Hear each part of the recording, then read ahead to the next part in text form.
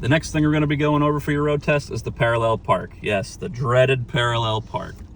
It's easier than you think it is. We're going to go over it together. So step one, you're going to signal right when you're close to your car, line up next to them 2 to 3 feet away, and what you're going to be looking for is their taillight in the back corner window of your back seat on the passenger side. Your next step, you're going to shift to reverse, turn the wheel all the way to the right, and do a 3-point check. If you're not sure what a 3-point check is, it's where you check your rear view, side view, and over your left shoulder for your blind spot. Start backing up, frequent your left mirror and your right mirror. You're gonna stop when the car's taillight is lined up with the B post or the passenger seat belt.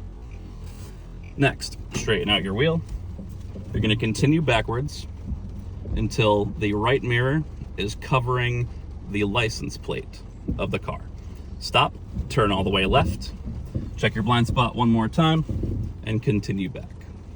Make sure you have enough clearance between the front of your car, and the back of the other car.